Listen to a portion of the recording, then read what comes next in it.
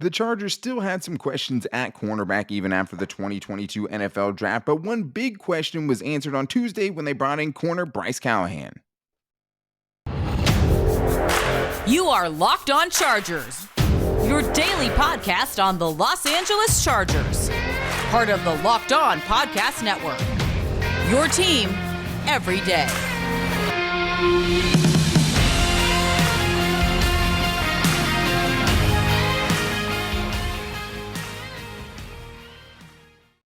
What is up, and welcome into the Locked On Chargers podcast. I'm your host, Daniel Wade, joined as always by my co-host, David Droegemeier, and we've been covering the Chargers for over 6 seasons, but we're heading into our 5th season as the host of the Locked On Chargers podcast, bringing you your team every day. Thank you guys for making us your first listen on a big news day for the Chargers with a free agent signing. But to make sure you never miss the show, go subscribe to the Locked On Chargers YouTube channel and also follow the show for free on all platforms, wherever you get your podcasts from. But David, today has to start with Bryce Callahan, right? The Chargers bring in a corner. We were talking, literally on the last show about the corners the Chargers were bringing in, and kind of what our expectations were. And we kind of just had said, both these guys are borderline roster guys, right? They're not going to necessarily help the Chargers immediately.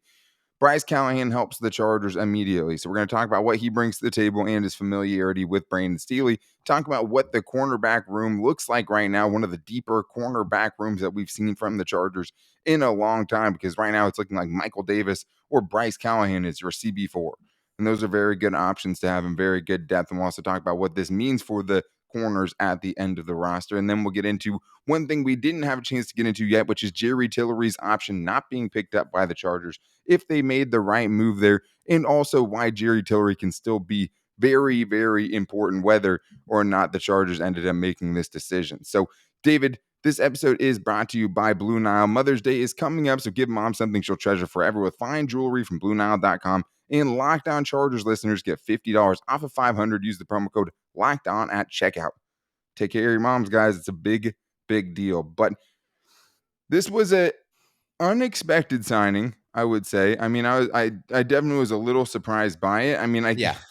I guess we just have to kind of stop not taking Brandon Staley literally on everything he says, man. Like, it's like, hey guys, like there's a long time between right now and the season starting, and the Chargers, true to their word, ended up making a move after the draft, which means they were maybe potentially targeting a corner earlier on than they ended up getting them in the 6th and 7th round as it ended up playing out. But they went and made a big move, David, bringing in more experience at that position and bringing in more bodies at a position that was decimated by injuries last year. The Chargers bring in Bryce Callahan. What was your reaction?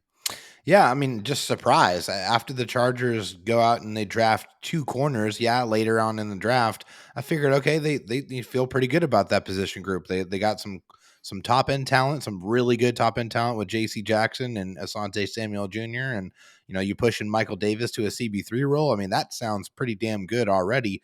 And then, they go out and they get Bryce Callahan, and then you're like, okay, Brandon Staley really was serious about continuously adding corners to the roster. This guy's been in the league for a while. 6-7 year veteran here. He's a little bit smaller. He's 5'9", 190, but good quickness.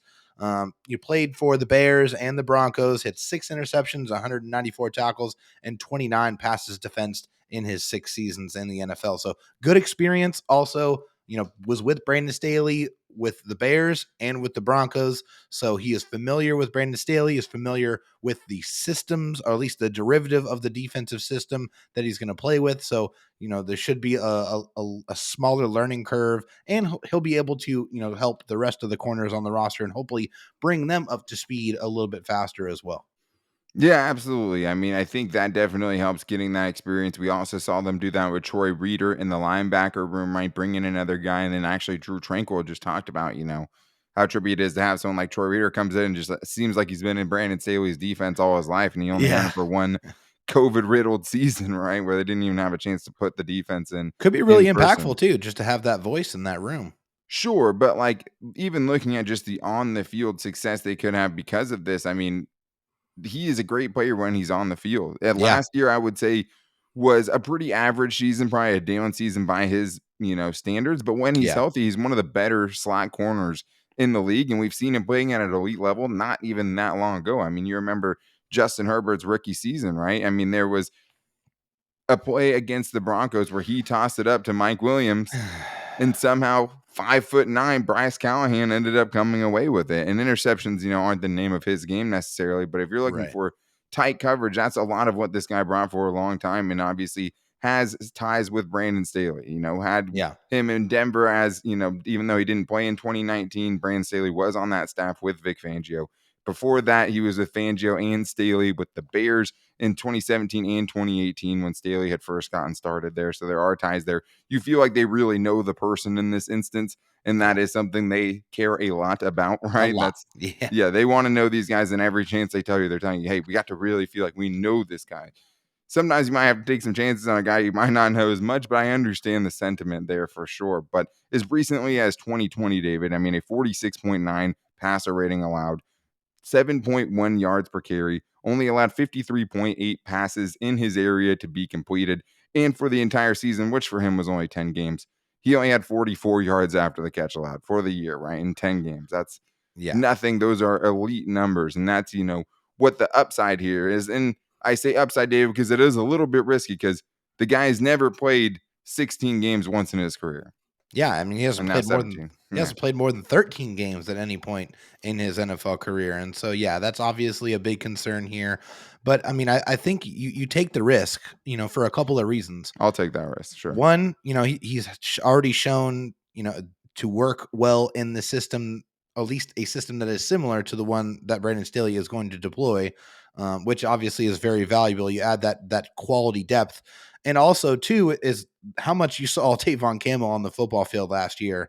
And hopefully this is a move that will be able, to help mitigate that. And also, the Chargers last year, their sports performance team did a phenomenal job of keeping this team a lot healthier, right? Knock on wood. Hopefully, that continues and they can get better health out of Bryce Callahan, because if they get, 14 games out of him, I think that would be absolutely phenomenal. But also understanding, the history of his career and what has happened, I think, if it's a high risk, probably low risk, high reward possibility for Bryce Callahan. Well, I think the best part of this situation is you don't need him, right? Yeah. Like he's not even necessarily an automatic starter, right? He could though. I mean, best case scenario, I think he stays healthy. He's your slot corner, right? Because Yeah. he's more built for that role than Michael Davis is. And then you have, Right. Asante Samuel Jr. on the outside and JC Jackson on the outside. So this gives them flexibility. And we already know that they're going to use their, safeties in the slot as well a lot, Yeah. according to Brandon Staley. So like this just gives them another chess piece to work with. And they don't need him to play an entire season, or they don't need him to come start right away, or their season is doomed. I mean, if he wasn't Yeah. here, you'd still have a decent situation with Michael Davis and the other guys they have in JC Jackson and Asante Samuel Jr. Like that's a solid core right there. But Absolutely. best case scenario, right? If he doesn't get hurt, if they are able to keep him on the field, now you have a new top 3 corners, and Michael Davis is a depth piece, right? And I think that's why we were talking before the show that this is probably the most depth they've ever had at the cornerback. Not ever had, but like that they've In a had at long least in time. recent years at the cornerback position. So coming up next, we will get into what the cornerback position is looking like right now, because Tavon Campbell did get on the field a lot last year, David.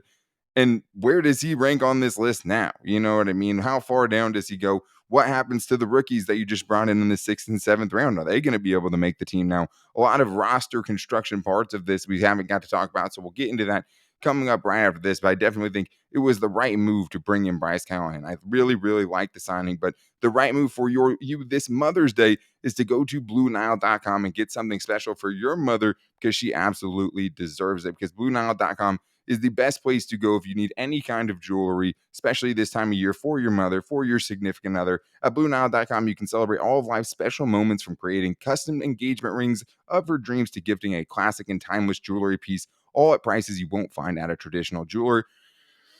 You can definitely get the best kind of options as well at BlueNile.com. That is something that I love as well. Especially, they make it very easy for you when you don't know a lot about jewelry to use the website and find something in the price range that you want. Because at BlueNile.com, they're trying to give you a very special moment for you, especially with Mother's Day coming up. You can give her something that she'll never forget. I can definitely promise you that with all the amazing pieces they have at BlueNile.com. I definitely know my way around some jewelry now after getting engaged, and I highly recommend BlueNile.com, because whether it is for an engagement or for your mother, this is definitely the best place to go. But this Mother's Day, give mom something she'll treasure forever with fine jewelry from BlueNile.com. And Locked On Chargers listeners get $50 off of $500. This podcast exclusive is good only through Mother's Day.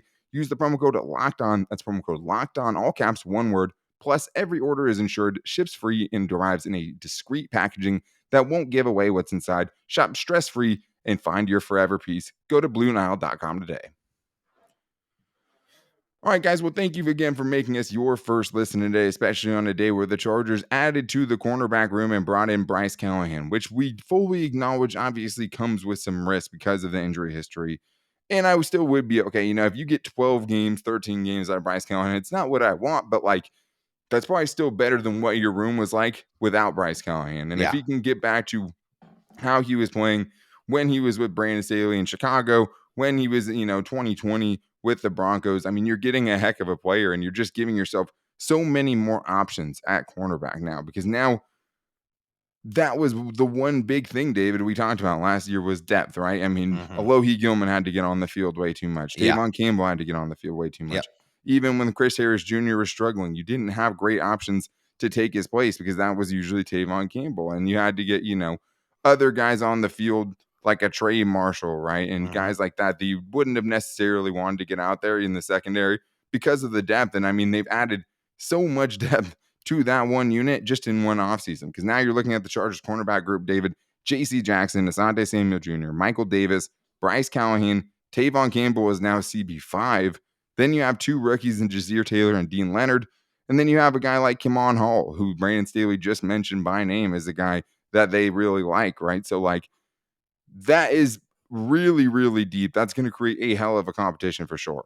Yeah, I mean, it seems to me almost like one of those situations to where, this was building on a strength. I mean, because it got to that point after the J.C. Jackson signing. You look at that room and it already looks completely different, with that top end talent. And now you add this move with Bryce Callahan, and it just almost like an embarrassment of riches. But, it's easy for us to say that here and now when they're not playing football. It's because on paper, we know there is a lot of injury issues that are going to come in football, and especially in this position that you have to be ready for. You have to have talent on deck available to step in and mitigate the drop off. Now that you have J.C. Jackson and Asante Samuel as your top corners, having a guy like Michael Davis that's able to rotate in with his size and his speed complement, and having Bryce Callahan that you can kind of move around the formation, although he excels mostly in the slot. Just so many more opportunities, so many more different formations that you can come with, and so many more different ways you can specifically attack specific offenses that you're going up against. Matchups, which that's what Brandon Staley's defense is all about.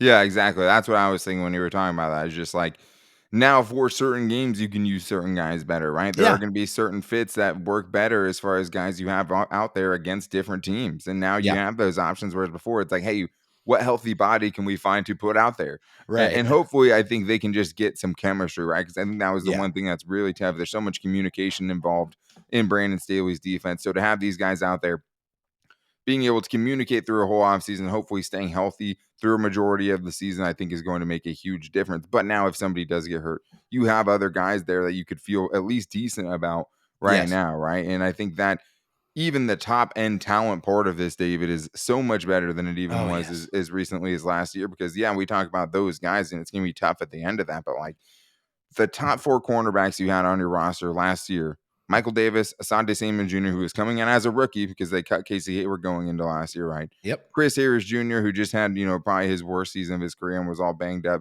in 2020. And then you had Tavon Campbell as number 4.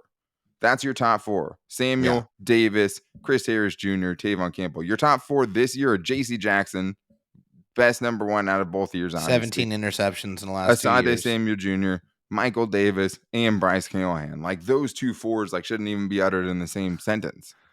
Completely different universes, different stratospheres when you're talking about those two groups.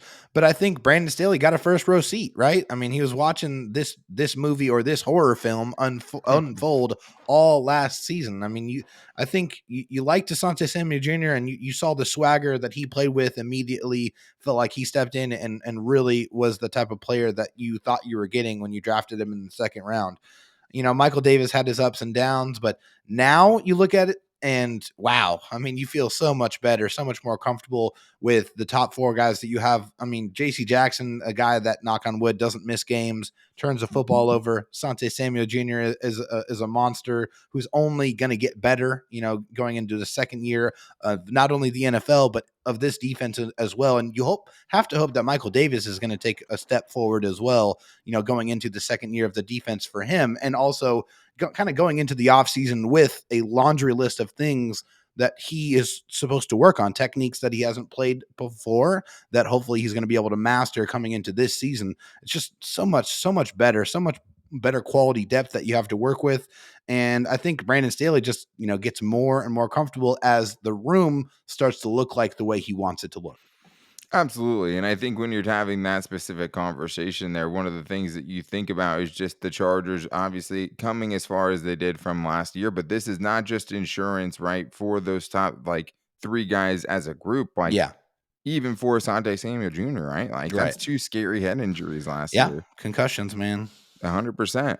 This could be insurance for him specifically, right? Sure. This could be Absolutely. insurance for Michael Davis, and and him potentially not doing what he needs to do, right? Because one thing Brandon Staley specifically said about Michael Davis is just he knows now what's Yeah. going to be asked about him from this Right. defense. He didn't know then.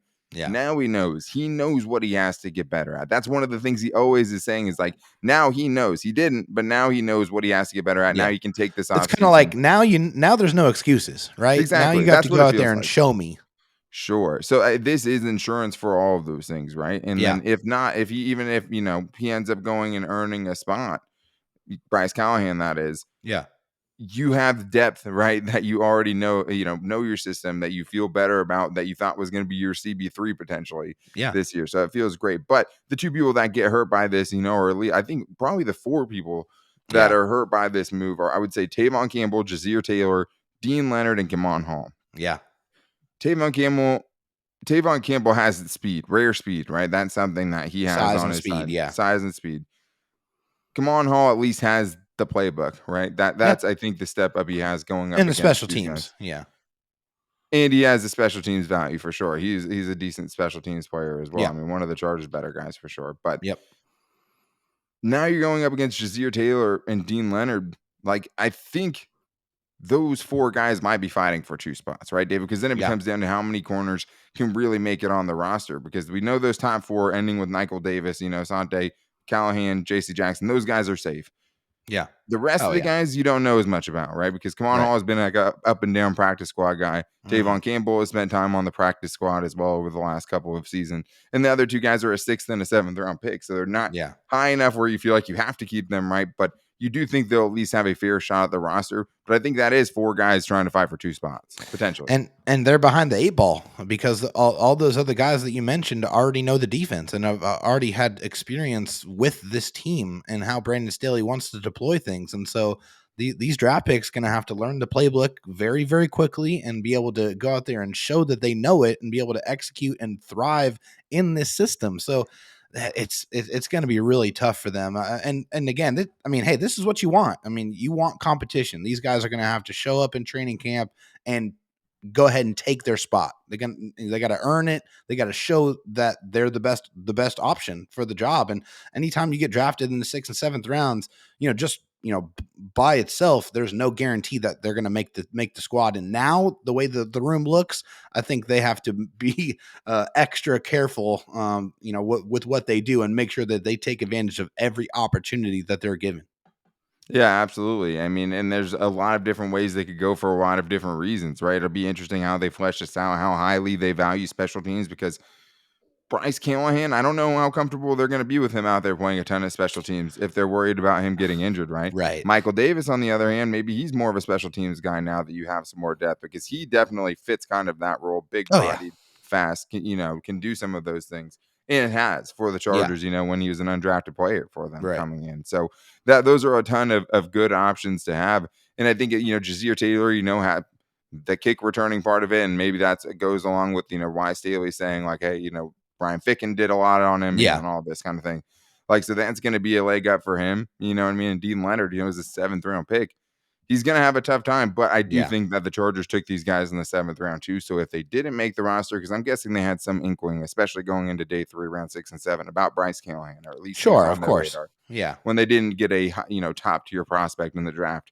Right. So I think they knew that, and I think they're like, okay, well, with these guys now we can potentially stash them on the practice squad. And now we're just getting more guys with the bodies that I like, with the traits that I like, Yeah. to build, because a lot of people aren't going to just take your 7th round pick off your practice squad and put them on their active roster, because somebody Right. has to It's get gotta cut for that fit. to happen, right? Like, Yeah. yeah, exactly. Like, so, and people get hurt, and the new IR, there's more chances for guys to come up from the practice squad. A lot of good changes in that regard, but Yeah. I think these are stash guys. If obviously they don't end up making it, they'll be on the practice squad. At least priority will be them, I would think. But so many good options to have. I don't remember the last time the Chargers had this many good options, at any position, let alone specifically Seriously. at cornerback. But we do have one more thing we have to get into, because we have Jerry Tillery and his contract not getting picked up as far as the 5th-year option going. We're going to tell you guys why that was the right decision by the Chargers. But I love the options the Chargers have now at corner, and I'm loving the way this group is kind of fleshed out, even, with a little bit of panic in the draft about them not getting a better prospect. But you know who else has the best options, David? Our Built Bar. Because at Built Bar, you get all of the best options and all of the best flavors that you can look for. You can go cookies and cream, you can go chocolate peanut butter, or you could even go with the Built Puff Bars, David, when you're getting banana cream pie, cinnamon churro flavor, or even the Built granola bars. My favorite thing. I love a good granola bar, obviously, but great flavors like white chocolate, berry, and peanut butter. Anything peanut butter. I think you're getting the theme here. But the great thing about Built Bars is you're getting those great flavors, and you're also finding something that fits on your diet, because with Built Bars, you're getting most of the bars with under 130 calories, packed with 17 grams of protein, while also having less than 4 grams of net sugar and 4 grams of net carbs. That fits on a lot of the low carb diets. One of the best things as far as carbs that I've been able to find, because carbs are delicious, and you can get one that has less than 4 grams of net carbs, and you're getting a flavor like chocolate peanut butter, right? Or even, peanut butter brownie. So many great flavors to choose from at Built Bar, and you can get a mix box so you can try all the different flavors, and you can find out which one's your favorite. Stop eating protein bars that taste like a chemical spill, taste waxy or chalky. Get one that's 100% covered in real chocolate, and go to built.com. And since you guys listen to this show, if you go to built.com, you can use the promo code LOCKED15 to get 15% off your order. That's promo code LOCKED15 to get 15% off at built.com. All right, David. Well, we did talk about Bryce Callahan. That is a very exciting, thing to get into for the Chargers with that cornerback room, because it was something we were asking ourselves, when were they going to address that, and is this what this room is going to look like? Well, now we know a little bit more what the room could look like next year for the Chargers interior defensive linemen, and it starts with Jerry Tillery. Jerry Tillery's 5th-year option did not get picked up by the Chargers. There's a couple of different numbers floating out there about what that would be, but the one that's probably most frequently out there is $10.8 million, which is what he would have cost the Chargers in 2023. So when you have a first-round pick after their 3rd season, you have to decide if you're going to pick up their 5th-year option, which locks them in for another season. It's why teams, trade up into the first round, get that extra 5th year. Why it's important Justin Herbert was a 5th-round pick, or a first-round pick, because you get that 5 Controlling years, the cost, baby. 100%. And you never know what that 5th-year option is going to be at that time. And before Jerry Tillery, with the requirements that he had, because it's different if you make a Pro Bowl, it's different if you don't eclipse a certain amount of playing time. Jerry Tillery had the playing time, and Daniel Popper said the number is 10.8. I'm willing to go with that. That's somewhere around there. And the Chargers next year don't have a ton of the cap space at the moment. So, that would have been tough from that perspective. But, David, I think the Chargers made a good call here, because I think first you just look about what those defensive linemen were making in this market, right? You're looking at the BJ Hills and what he signed for, what Sebastian Joseph Day signed for, what these guys were signing for, around 8 to 10 million, like 11 million almost at that, for a guy like Jerry Tillery, at least as far as his past production, it is really tough to pay, because that's what the top of the line guys are making right now in the defensive tackle market. So for me, it was pretty easy for the Chargers, for me to say, yeah, I think that is the right decision. Yeah, I completely agree. I mean, the difference between Jerry Tillery and all of those guys that you mentioned was that those guys at least have one aspect of their game that they can hang their hat on. Sure. And that's the difference. Unfortunately, with Jerry Tillery, it's been the lack of consistency. You see the flashes against the run, you see the flashes as a pass rusher, but you don't see it too often back to back to back, snap after snap after snap. That's the big problem. I mean, and for Jerry Tillery, through the first couple of years of his career, 98 tackles, 12 tackles for loss, 9.5 sacks in his career. And I mean, that's not crazy big numbers. And considering that 51 of those tackles came last season alone, he got a lot of opportunities, but you also saw him getting demolished in the running game. And you also saw him not be a factor as a pass rusher far too often. You saw him disappear in games far more than you would like. And the amount of playing time that he received, I mean, I think it gave you a pretty clear picture of the player that Jerry Tillery is right now. And given that, coupled with the lack of production, is the reason why this was unequivocally the best move for the Chargers to make. And Jerry Tillery, his career arc has been a little strange. I mean, it almost to me is a little like Kenneth Murray's, whereas things haven't worked out, the way that you would hope for them. Yeah. Both of them are first round picks. Obviously, with Jerry Tillery, he was 28th overall, so he was later in Right. the first round. It was after the Chargers had that 2018, run to the playoffs, that 12-4 season that they had there. And then obviously they had a bad draft pick because of that. They get Jerry Tillery, who, I mean, hasn't lived up to, what you'd hope, but he's still a late first round pick, and he has shown the flashes of the guy I think the Chargers were hoping he could become. But his first season, coming off of a shoulder surgery, right, he didn't play a ton under Anthony Lynn, and Anthony Lynn even had him as a healthy scratch. He definitely struggled already against the run. But the Yeah. thing is, David, is like, if you struggle against the run, you're really good against the pass, we can still find something for you, right? There's Absolutely. still a role that you can play, a very important role Yeah. that you can play. But then the next season under Anthony Lynn was the year where he ended up playing edge rusher because of the injuries the Chargers had there, and he definitely didn't fit there, but it could have stunted some of his development at defensive tackle. And then last year, it goes into an entirely new defense. His flaws in Brandon Staley's system, I thought, got exposed even more because he was asked to, control two gaps, be able to hold up at the line of scrimmage and help the linebackers, stay clean to go make tackles and shoot gaps and things like that. And I mean, I think you saw some really good things and some quick wins and some sacks and his highest sack total ever. But the problem is when you're looking at it by a per snap basis and you're not just looking at the raw numbers, it tells a different story because he led the Chargers easily in pressures with 33 pressures last year for an interior defensive lineman. He was easily the number one guy there, but he also didn't do much else great on a consistent basis. And that's what we're always talking about, the consistency, because obviously he got those numbers, which aren't in a vacuum terrible, but he had so many chances. He was 33rd in total pressures in the NFL. So that's like borderline starter range because there's 32 teams, right? Yeah. But he was 77th in pass rush win rate amongst the interior defensive linemen, at least 100, pass rushing snaps. And that's behind two guys on his own team, and Justin Jones and Linval Joseph, who were injured. But those guys aren't known for their pass rush ability. Both of them defeated the blocker in front of them more consistently than Jerry Tillery did. You can't be like that if you're the interior pass rush specialist, right? Because that's exactly what you kind of want him to be at this point. Yeah. At the same time, though, David, I think this was the right decision, but I also think Jerry Tillery, maybe we're buying into the hype again, is like set up for his best season ever because this is easily the most talent he's ever been surrounded by as well. Absolutely. No question about it. I mean, you have two premier edge rushers on both sides of you now. It's not just Joey Bosa anymore. It's Joey Bosa and Khalil Mack. Oh, and by the way, you have another ball hawk in the secondary with JC Jackson. So the offenses are worrying about who's covering the receivers and who is coming after them. And so that's going to open time things to get up. home too. Right. Yeah. That's going to open things up for him to attack the middle, where he did do some decent work rushing from the interior, rushing over centers, rushing over guards. That opens up more opportunities for him. So and also you have guys that are going to come in and stop the run that were brought in to stop the run. So that might allow them to use him in a much better rotation to where he's not on the field and being asked to do things that he clearly just doesn't do at the same level as the other guys on the team. And you can really use him in more of the niche that I think is probably designed for him, which is strictly as a situational interior pass rusher. Yeah, and I mean, I think the other good thing too is there was talk that there was pressure on Staley from the front office to play Jerry Tillery as a former first round pick, but this is the first public sentiment of the Chargers not being 100% convinced that Jerry Tillery is a good player, right? Because before he's made some mistakes, he needs to get better, all these things, but by declining this 5th-year option, the first time Tom Telesco has ever declined a 5th-year option by any of his first round picks.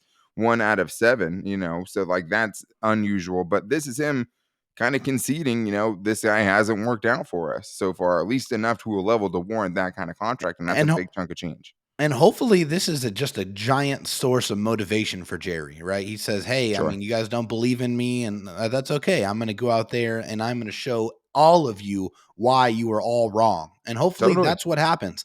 And that's what I would like to see. That's what Dan wants to see. That's what we all want to see I want to as see a it. member of the Chargers. And hey, just a reminder, I picked him as my breakout player of the year last year, and that did not go well. We're So not talking Jerry, about that.